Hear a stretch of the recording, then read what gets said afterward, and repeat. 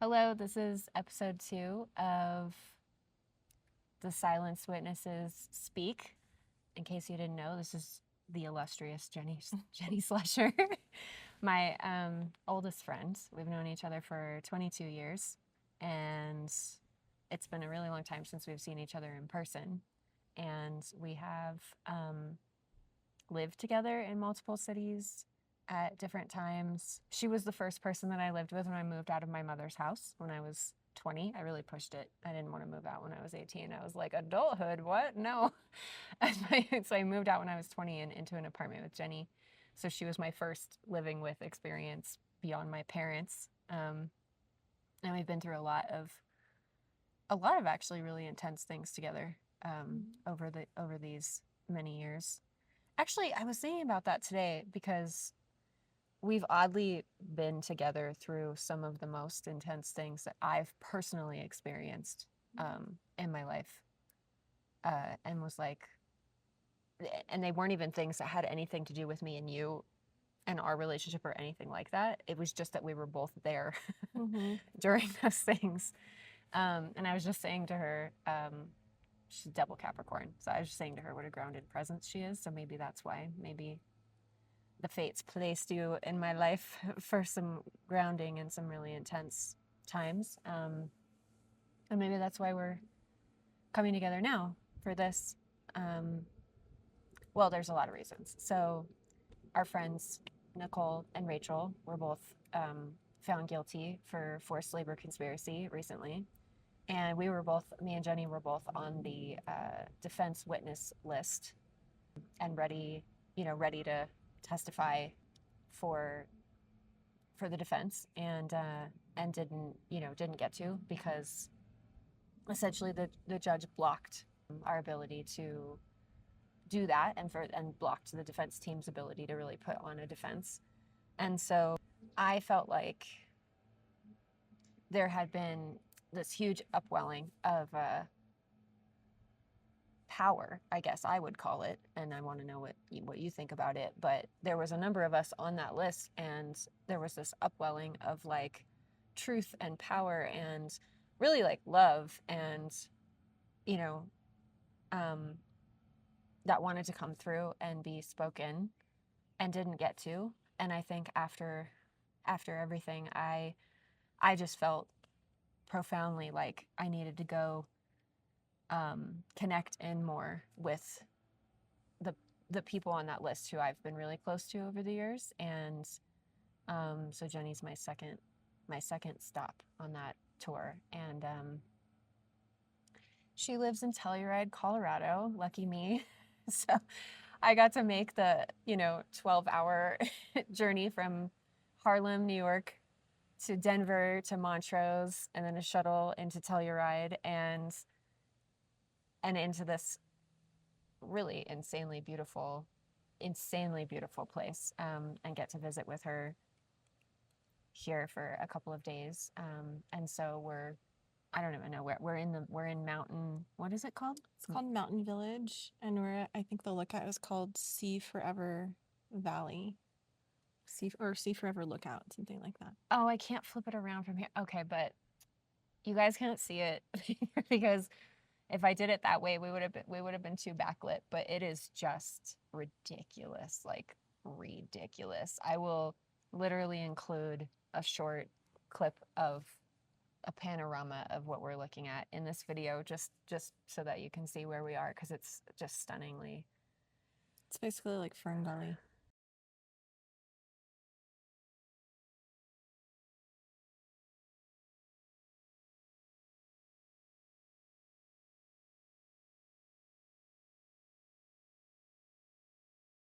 It's magic. I mean, I'm spoiled. I thought I was spoiled with the Sierra Nevada mountains in California, but this is insane. It's insane here. The Rockies. I've never been here, and it's incredible.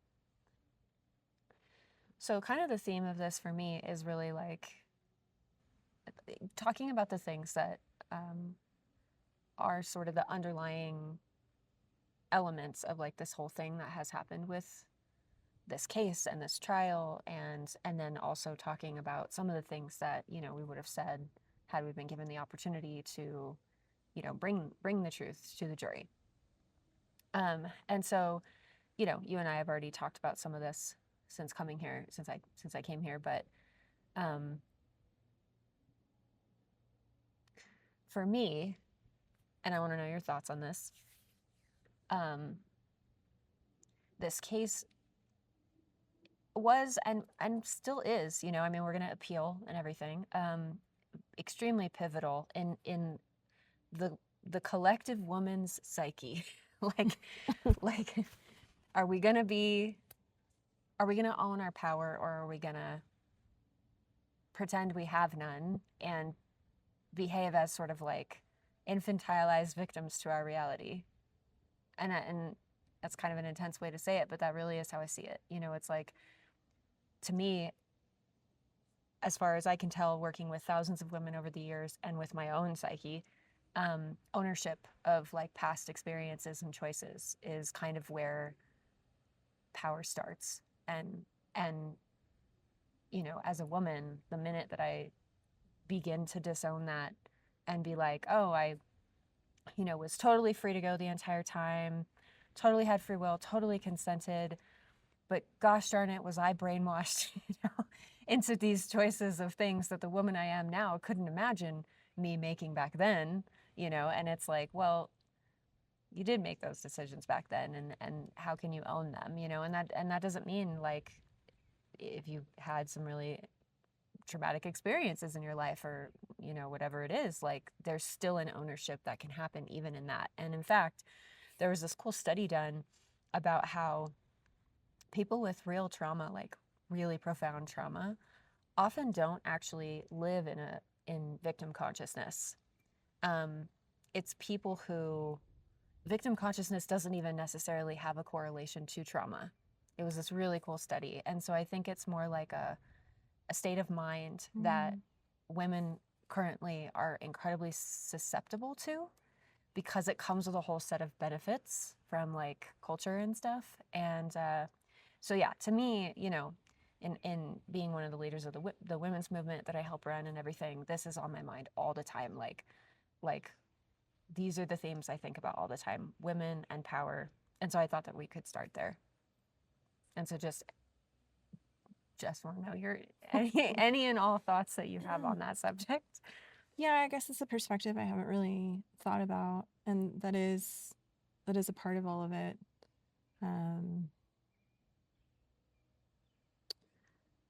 Like, sure, by the women that we know, or the people that we know, like going back on their choices and like retracting their decisions and saying they were forced into things when we know for sure that they weren't, because we were there and we were in the same there.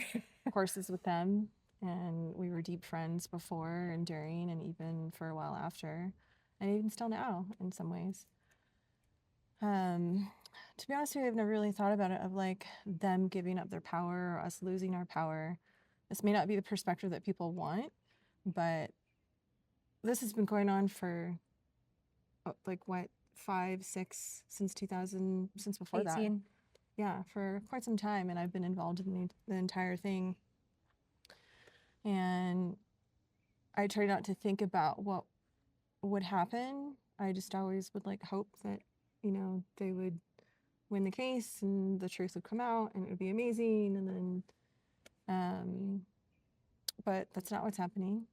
And the other side of that is that no matter what happens, whether they were found guilty or found innocent, like this whole thing, these people, these women that are claiming to be victims are actually just bringing this whole thing to the world and making it more obvious and more present and more available to everybody. Like literally making Nicole and Rachel's work like available to the media, in front of everyone, to the whole world. They're like actually like doing a favor and pushing it along in like the most fucked up way. And it's, I don't think that's the perspective that anybody wants, but that's how I've seen it. It was like, wow, this is so fucked up. But like, isn't it funny that they think they're saving people from orgasm or saving people from Nicole and Rachel because they're so dangerous, and they're really just making their work more prevalent in the world and making it available to the people that actually really need it. So like these videos, everything that you guys have been doing and talking to people and reaching out and like trying to get the truth out, like that's actually becoming more available because of all of it. So we're talking about power. It's like you and everybody else that's working in this case and like working to help them, or you're harnessing the power that's available by these people trying to fuel negativity into the system or into the whole thing. Like, it's just not going to work. It's like the same way that Nicole and Rachel in prison, they're just going to have the best time, and like literally anybody that's in there with them will be changed forever. Well, it's actually And really the beautiful. whole place will be changed forever. Like there's nothing that anybody can do to stop any of it. That's kind of how I see all of it. It's really beautiful. Yeah. No, I definitely over these years have thought, well, I guess this is how Om and Eros and this, this path wants to be brought out into the world. Like classic Eros, or used to call it orgasm back in the day. Now I call it Eros. Same, but classic Eros. You know, doing a thing totally against every preference that you could possibly have. Yeah. That's exactly what it seems like. Yeah. Like the other day I said cosmic irony of like, of course, nobody could have ever imagined like this would happen. Like to me, it's still mind blowing that our friends, like our good friends, literally lied in court in front of lawyers and like judges and like full on lied. And we know that they lied. Rach and Nicole. Yeah. Like right there. And yeah. And like they're on like the micro level for me, it's really hurtful because I have memories with them of like beautiful memories of like where they were begging to be in those courses. They were begging to be like an apprentice or to be available and to learn and to understand themselves through the work. Like really efforting, and no one was asking them to do that. Like we all wanted it so bad. Like we just took over and we got everything that we wanted. And now it just seems like you said the other day, like maybe some people have hurt feelings or have resentments or something happened. Clearly. And then they didn't communicate it and it escalated or turned into something, and then they were manipulated by lawyers or the government or whatever. Who knows what's happening in people's internal world, but Well, yeah, like definitely unresolved stuff, right? Which I get. But then as I was saying to you, like the concern really that's like, yeah, okay, we're human. Sometimes we have unresolved stuff, sometimes it really festers. Sometimes it comes out in horrific ways down the line because it hasn't been dealt with. Okay, got that, human. But since when does the justice system support, like bitterness or resentment or like residue or like yucky feelings about something from your past because you can't quite reconcile who you are now with who you were then or whatever it is, That's the part that freaks me out. Like it just opens the door, this case, this trial, and how it turned out opens the door for a variety of things, like being able to be prosecuted for a thought crime because it was conspiracy to commit forced labor. It wasn't actually forced labor. That's a weird, scary door to open. Like, what? And then it opens the door for, just kind of a whole however many years of extreme lawsuits leveraged at everybody, friends leveraging lawsuits at each other constantly, and everybody's suing each other, and kind of like it's already been a bit like that, but it feels like it opens the door for it to be even more like that, and to be able to be like, well, I have a bad feeling about this person, so I'm gonna like create a situation and a narrative that cancels them and then gets them potentially like in prison, and it's not a one-off thing. Like I didn't know is another thing that this whole thing has done is open my eyes to the prevalence of this, and the precedent that this kind of thing is setting. And yeah, that freaks me out for sure, Yeah, disturbing. I didn't, I did not want to be involved in politics, in the justice system, in anything to do with lawyers ever. I've never felt drawn to anything like that, you know, wasn't like hungry to really learn all of that information. And now I'm like so interested in politics, so interested in criminal justice reform, you know, so interested in incarcerated individuals and their experience in prison, the prison system, you know, people's experience coming out of prison, people coming out of prison having a chance to, like, you know, reintegrate into a life really well. You know, one of the women who helps run the women's movement, Dr. Topeka K. Sam, has her nonprofit Ladies of Hope Ministries, which helps women reintegrate after prison, and she's incredible, and that nonprofit is incredible. And actually, the Women Over Dinner that we're having this weekend in Harlem is a collaboration with that nonprofit. So just, you know, I wouldn't have opened my consciousness into any of these areas at all, and I'm glad that I have, you know. So it's another I guess this episode will be about all of the benefits of this experience that many of us wish wasn't happening, but it's in every philosophy that Nicole's ever taught. You know, all is perfect with room to evolve, right? Like unconditional freedom, freedom in all conditions. Like, this is what it looks like. This is what it looks like. We're in it. It's just another part of the game, and it's just Play consciousness, play everywhere. Unfortunate twisted path. Yeah. That will probably lead somewhere amazing. Yeah. So let's see. I wanted to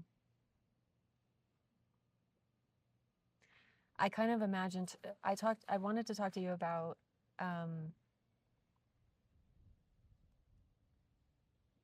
what it was like, a little more about what it was like in the OneTaste days with our crew.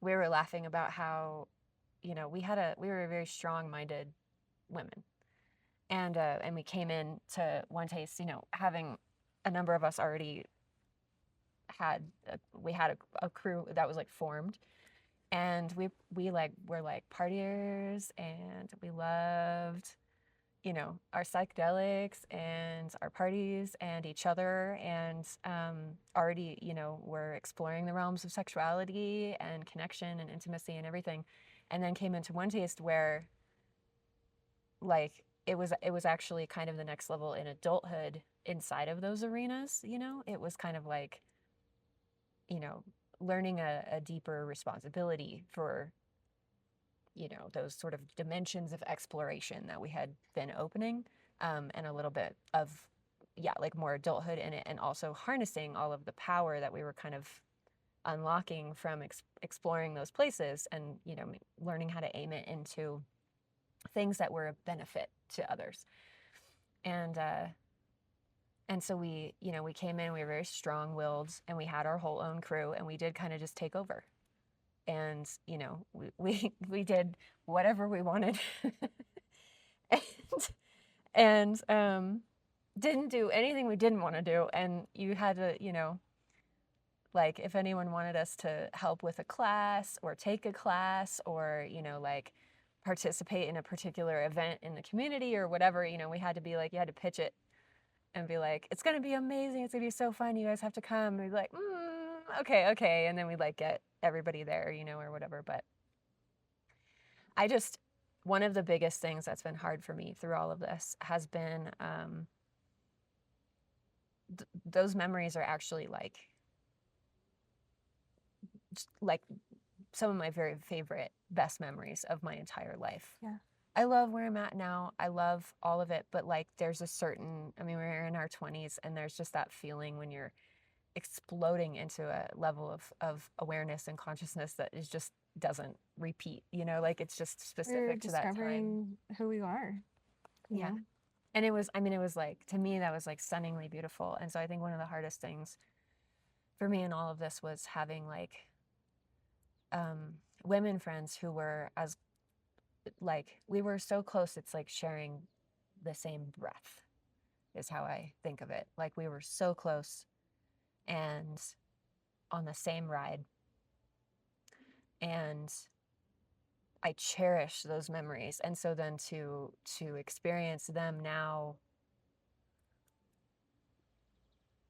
talking about it in that way has been really painful. And I was wondering if you would talk about that. Yeah, I think that like before OneTaste, our little clan of people, like we were maybe unknowingly growing exhausted of psychedelics, although we continued to do them for quite some time. But I think the whole reason that any of us even started psychedelics is because we know that there's something more to this life, and we could feel that there's something more like deeper than the surface level. And I think when you found OneTaste, it took a few years for all of us to like see what it really was. And then when we all were like, oh, like that sounds awesome. And then when we did all move in there into 1080 together and take over and start taking classes together, it was really beautiful. It was like kind of surreal sometimes. And like that, there's also some of my favorite memories of like all of us running around the 1080 house, like literally doing whatever we want and being in all the courses and multiple courses and seeing like the deepest, darkest parts of each other's psyches and like the most brilliant light parts of each other. And like actually like genuinely seeing our true selves within each other and with each other. So like it is hard to hear about what people may have said that we were really close with in that way, because we know a different truth of them, and it's just sad to think that they forgot all of that. Like how could you forget those moments and that whole time and how bad you wanted it, and like how could you lie, and how could you do this? Like how could you deliver this kind of narrative to the world knowing that's not who you are, and it's gonna harm people that really care about you and that you deeply loved and probably still do. It's really fucked up. Yeah. Yeah. But at the same time, like I'm not like angry at them or resentful. It's just sad. I just feel sad for them. Like I feel more sad for the women and the men. I don't know if there are any men, but it seems like it was mostly all of our female friends. Mostly. I feel more sad for them than I do for Nicole and Rachel, because I know Nicole and Rachel were like built and born to meditate and exist in any state, in any environment, and make it like the best fucking time ever, even if other people see it as like an extreme shitty situation. Right. Like they're just gonna have a good time no matter what. Yeah. And then when they get out, it'll be even more amazing, and they'll have transformed more people and themselves. And the prison system and yeah, it'll just. I know you guys talk about like, or people are like really into the mushroom mycelium thing, right? Yeah. So if they're just like cute little mushrooms, they're just gonna infect prison, and then those people will just infect everyone else. And like I said, it's like really fucked up, but this whole thing, this whole trial, everything that started this whole situation is just bringing more light to the world through like a really dark way. Yeah. Every time you say it, it kind of makes me feel a little bit better. It's good. Yeah. It's a really good reminder. There was something you said. I'm trying to remember. I loved it so much.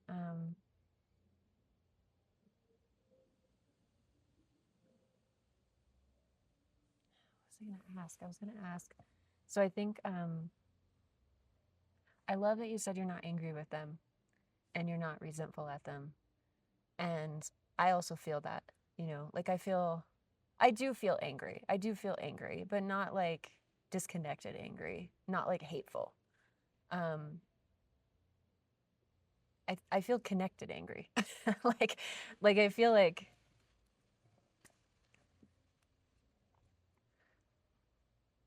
this is our soul family. These are people who are like soul family. So there's nothing as far as I can tell that can sever that.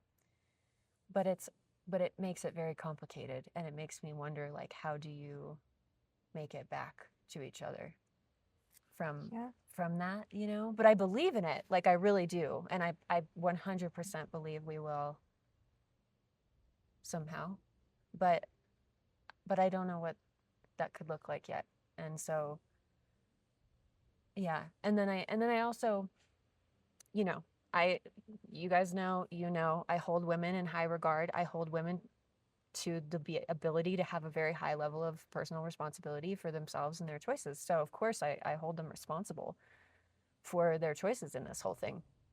But I will also say that the intimidation tactics like used by the FBI in the investigation, the tactics used by the prosecution, the amount of meetings to ensure that this narrative that the FBI and the prosecution was creating would be like rammed down their throats to make sure that they could speak it that way. Mhm.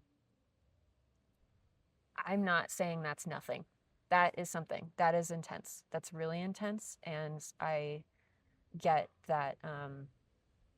You have an FBI agent showing up to your house and threatening you with jail, and then offering money in different ways. I get it. Like I get the temptation to betray yourself.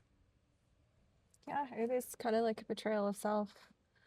I mean, Ellen Hewitt called me for Bloomberg and I said no. And then the FBI agent called me twice. And What was that like? I literally only said good things. I didn't have anything negative to say. And he, like at the first conversation, he thanked me at the end of the conversation. He's like, wow, that's like so wonderful. You had such a great experience. And then I didn't hear from him for a couple years. And he called back and did the whole like, oh, you said you were a victim. Would you like victim assistance? And I was pretty like intensely clear with him, like, no, do you remember what I told you? Like, don't you remember our like 45-minute conversation where I said I was not a victim and I actually had a really good time and it was one of the best times of my life. And that was like the last of it. And I told him not to call me and I don't want to be involved in speaking to them anymore. So he just spoke to you like as though your entire call before had never happened. Like, yeah, it's like he either didn't remember or did remember and was trying to rewrite what I had said or like trick me or something. But there's just nothing that he could hook into in me. right. So I find it interesting for like people like you and I, or anybody that's still like intact with their own truth, like we didn't have anything to hook into because we just told the truth. But these other people that went to the prosecution side or like suddenly changed their minds about what actually happened, like what was it? Like how did they get hooked in and like Right. what was the offer? Was it really that good to like turn your back on people and turn your back on yourself? Like That's the and I've the big one. never had much faith in the government or systems. Like I think there are a lot of bad people in the government and they do really bad things and they use power for their own personal gain. And unfortunately, a lot of the times telling the truth is not favored. So I have a pretty pessimistic view of like the justice system and how people are treated. And it's always felt really biased to me. I mean, just think about like the things that the government has done to like target about being Native American.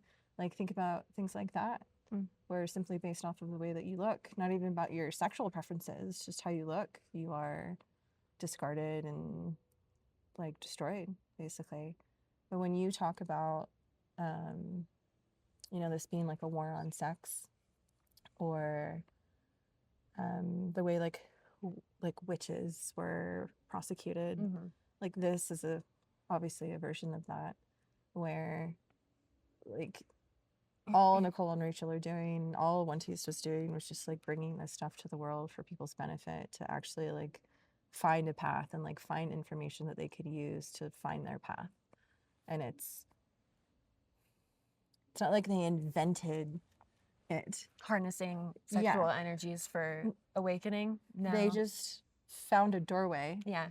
that was really easy for anybody to walk through. Yeah, accessible. And really a set of safe. precise steps. Yeah. Safe and consistent, and like an easy, like baby steps path for you to learn how to understand yourself and understand the world and deeper layers of this reality and beyond.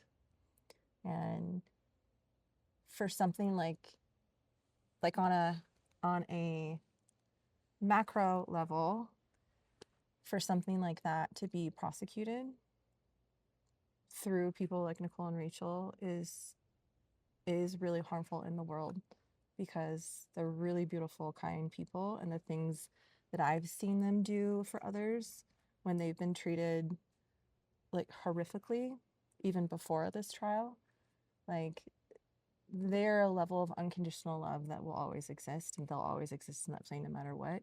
But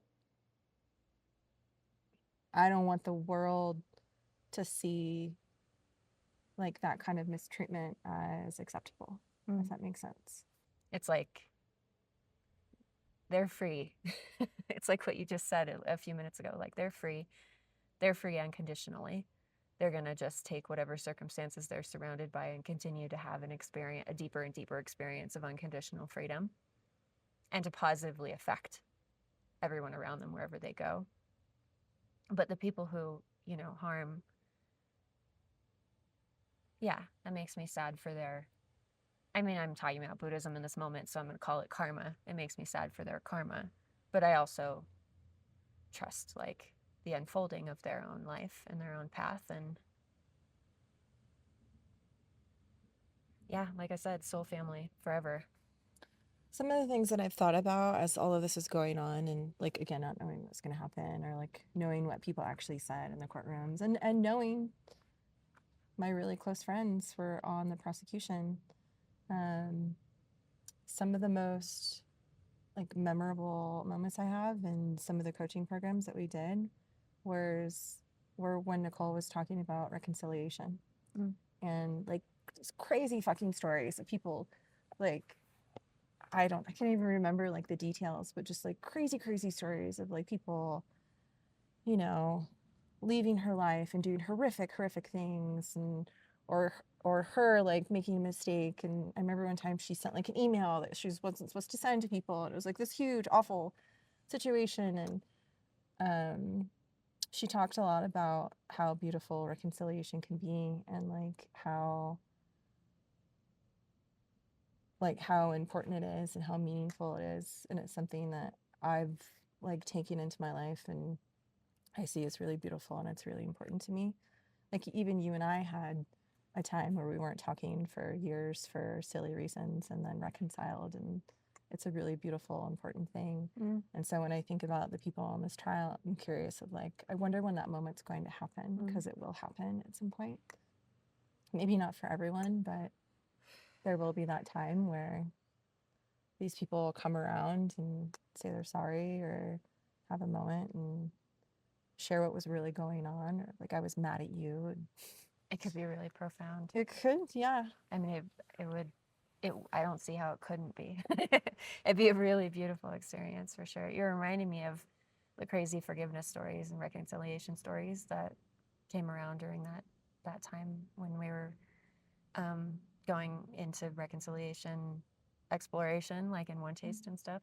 And there was that woman who had a son who was murdered by like they were both like 16 or something, like murdered by another real young, teenager. And he went to prison for life, and she began visiting him, and then really like basically took him on as her son. And then I think he got out at some point, years later, and like maybe even lived with her for a period of time or something. Like she fully took him on as her son. Yeah, you're having me. You're having me have a lot of hope in my heart. Yeah. I mean, that's what when I think about what we learned and what we were taught.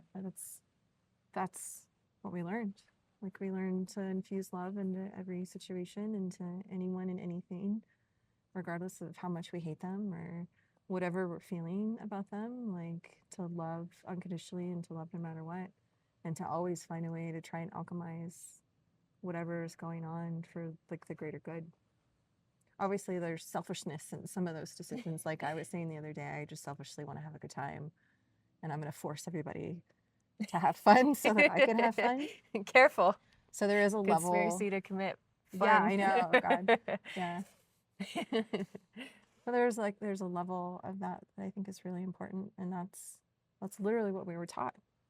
So yeah. Tell me more about the alchemy that you see. The alchemy of all of this that you see on macro, micro, any and all.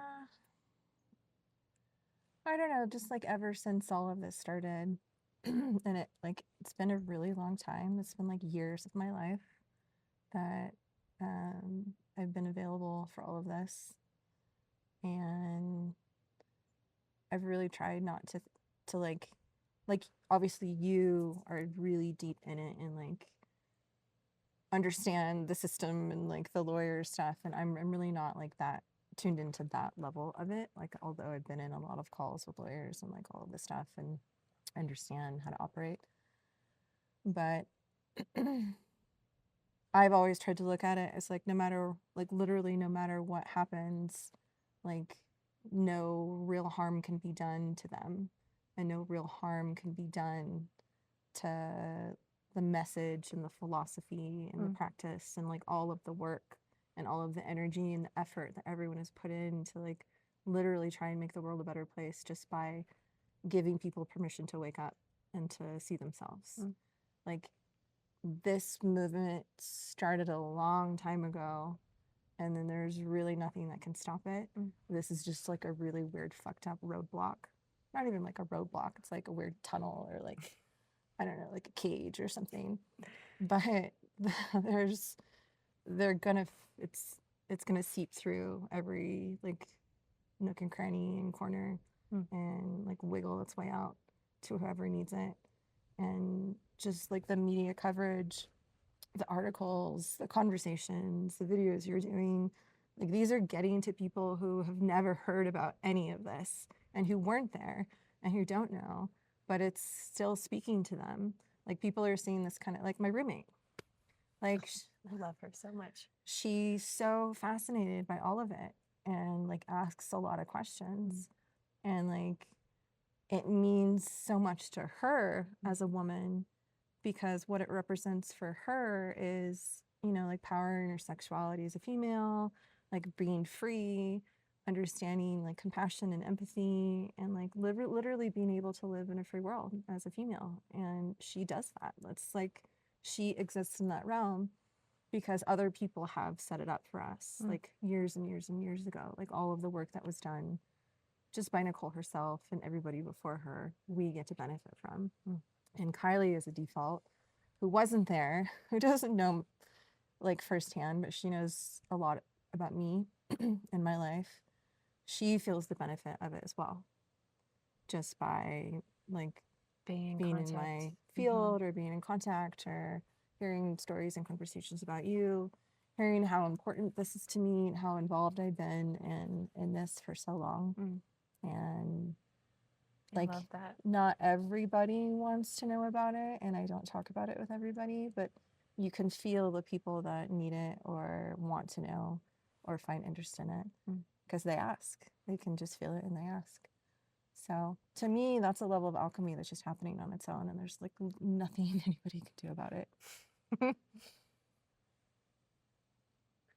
This is good for my soul. This is just really good for my soul. It like the whole trial just feels like a joke. Like it's just a funny, fucked up joke of like, wow, they really think that they can stop this. You really think you can like put an end to female sexuality and empowerment and like undo any of that? Like you can't. And no matter how hard the justice system tries, or the judge, or whoever, FBI, or people that are involved in this, like it won't work. You know, after Nicole and Rachel's generation, there'll be a new generation. There already is that generation that's doing the work that will take over and keep perpetuating this energy and this movement. And there will always be weird challenges that happen, and there have always been weird things that have happened since I was in OneTaste. It was always a challenge to get people to understand Yeah. what they were looking at. It's forever figuring out how to define it and translate it and make it as accessible as possible, you know. And now it's in the media, and it's in all of the media, like literally everywhere. And there's some It's like very- really friendly media people who are Yeah. like actually doing a beautiful job at like understanding it piece by piece and writing about it in a fair way, which Mhm. I am so touched by, you know. Yeah. And then anybody that like is lying, I think they'll go through their own process with that, and having to live with that. Yeah. And having to live with contributing to, you know, putting Nicole and Rachel in jail. But I just, again, I think it's really funny because I just know Nicole and Rachel are laughing. They're like, oh, just still like loving so hard on those people and probably thinking about them. They're in a retreat experience for sure. Yeah, it's definitely a form of retreat. like I mean, well, this is, you know, the Prison Monastery Project in the Unconditional Freedom nonprofit. I mean, this is what, you know, it's like how to have your prison experience be well, kind of what prison was supposed to be from the beginning, like penitence, you know, a time of being able to actually come back down into who you are and have that time of like communion with all that is, and you know, like it was meant to be this experience of renewing someone back to themselves, and so it's gotten really, really far from that, and it does need like deep reform, you know. And I feel them placed so like a seed in the soil of that place that is so discarded that nobody really wants to look at, you know, that, and they're like they're now like these seeds have been placed down in there that will just bloom no matter what, you know, no matter what. Yeah. The last piece you mentioned, the, you know, the witch hunting, you know, like I've talked to you about like how it's been kind of a witch hunt, and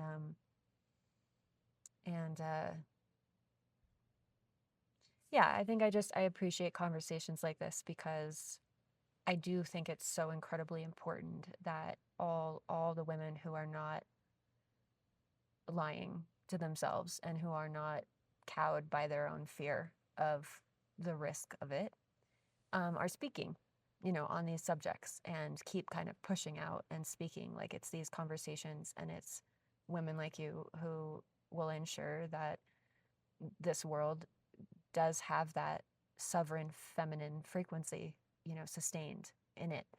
And I've said in a couple of videos, and I remember which ones, about how witch hunts were so public and so violent because they were meant to scare all the other women into being compliant and silent and obedient. And then somebody reminded me the other day also, like lynchings, you know, in the South, and probably not even just in the South, but like throughout that time period, lynching was also like that. It was done for, done in that way from like hatred in the heart, but also like to scare the shit out of everybody so that, you know, like Black people wouldn't stand up with any dignity or anything, and, you know, would just like keep their head down and behave or be obedient or like whatever it was, you know. And so throughout history, it's like these big shows of fearful things and violence and stuff in order to like keep people shut up. And I just think it's really important to not bow to that no matter what, even if there is risk. I was talking to a friend earlier today who was going through some of this kind of fear. And I, everybody has to make their own decision around it, but I really think it's like, if this is an alive thing in you, if you bow to the fear, you die inside anyway. And I think that's worse. I think that's worse than jail. I think that's worse than death. I think that's worse than being canceled, is the dying inside because you didn't speak what you know, Mm-hmm. Yeah, I think about like some of the people I don't know very well. But I think about like, what did it take in them to do this and to go this far? And what do they think they're getting from it? Like you think you are doing the right thing and saving people from their own energy. You think you're saving the world and stopping Nicole and Rachel from awakening everyone. Do you think that's helping anyone? Do you think that's actually doing anybody any good? Even yourself? Like, they must have gotten some retribution of like, oh, now I feel justified, or I got them back for what I think they did to me, kind of thing. But what did they really get out of any of it other than their own victim story? And probably even more pain and suffering from all of it and the choices that they have to live with, and being in multiple articles where they're being called out about their lies, and their lives are probably changed forever because of thinking that they could get away with something like this. And they won't, in my opinion. I know, the sun. I told you. Beautiful. You're beautiful right in my eye. And it's good. It's really I think anytime, and I don't have like references, like many references for this in history. I'm not like as smart as you in that regard. But I think anytime people like wake up to the deeper layers of reality, and like understanding that there's more than this right here, this dimension and this physical reality, that is really dangerous. And it's really scary for some people, especially people in systems that are wanting to control or keep people moving in a certain direction or profit from them. And it's usually profit. I'm going to try and turn my head so that you can set better. It's wonderful. And it's interesting, like when I think about, like I have a friend who's a Freemason. Obviously he's a man. And like that's not prosecuted the same way that, women who are practicing magic, quote unquote, are like judged and prosecuted. It's really interesting. Like Freemasons still exist. Like they're everywhere. And it's a very deep practice and has a lot of trippy shit in there, like weird ass culty shit. Like if you want to talk about a cult, like some weird ass shit in there. But it's masculine. But it's masculine, and it's still like a beautiful practice for whoever. But because wants it's masculine, but it doesn't get masculine practice, and it's permitted. Like people don't question it the same way, and it's not talked about in the same way as a female who's exploring her sexuality through whatever practice or method, or spiritual practice or religion or whatever. It's very different. Yeah, I definitely, the misogyny through this whole case and trial was really shocking. So yeah, it's interesting that you brought that up. I was shocked by it. I mean, the three men who were the most, had the most sort of leadership positions in OneTaste, and had the most like authority and ran the company basically at different times, you know. Well, you know, two of them kind of ran the company, and we're all three on the prosecution witness list. And, you know, two of them were just dumb and talked shit. One is just in total delusion, and one was just such a jerk and talked so much shit. And then one I'm not sure about, you know, like I think, you know, one was the co-founder with Nicole, but wasn't indicted, you know, and was given immunity. And there's just something so misogynistic about that. You know, like I'm just like, what the hell, you know? And the judge I felt like was misogynistic, you know. She had a real bias against Nicole and Rachel. I'm gonna move this a little closer here. All right, we're gonna wrap up. I'm trying to cover your face. Yeah, no, that's fine. Is there anything else? Is there any last thing you want to share with the future people? The future people.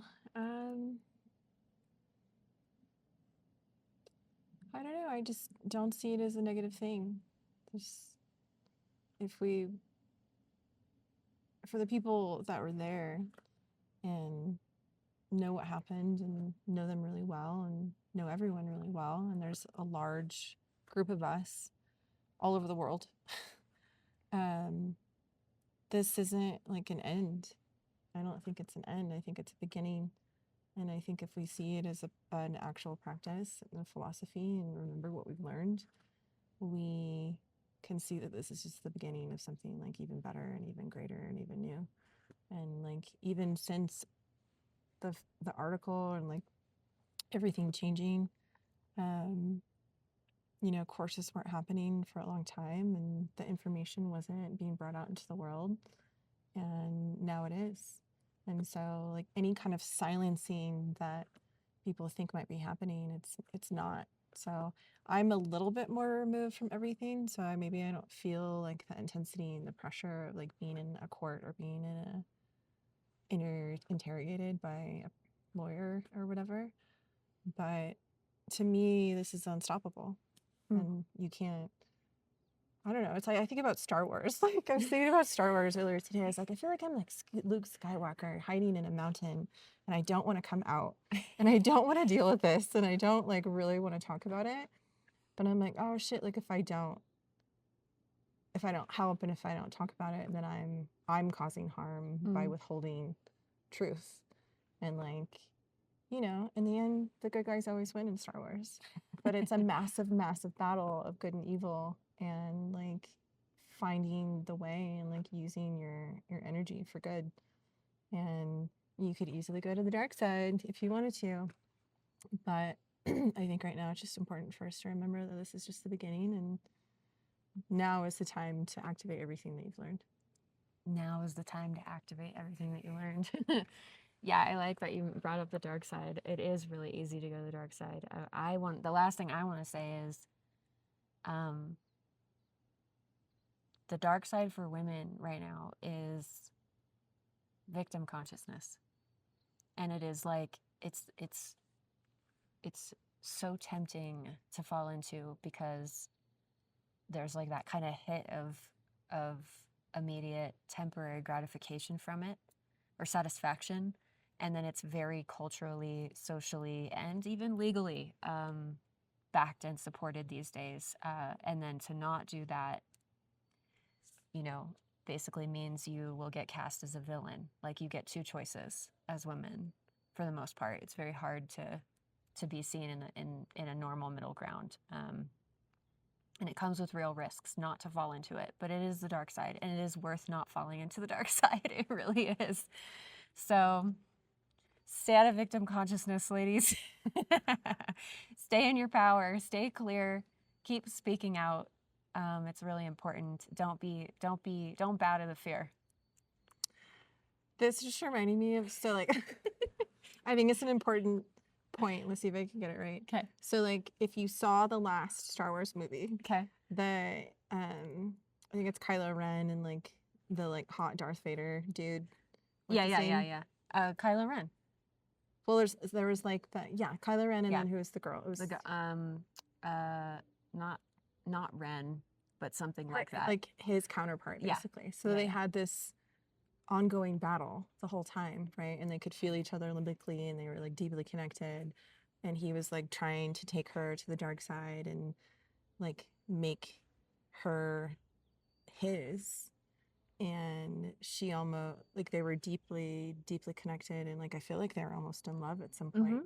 And then she realized who he was and had to start to separate because she felt herself going to the dark side, and then fought a whole battle against him, even though she deeply, deeply loved him, just to do the right thing. And then in the end, The right thing for him too. yeah. Yeah. And in the end, he turned and saved her life. Yeah. And it was like the most beautiful moment of reconciliation. Yeah. And I think that there's going to be a lot of that in this story at some point. Okay, I love that so much. All right, that's episode 2 of Silenced Witnesses Speak. Yeah, this is amazing. Thank you.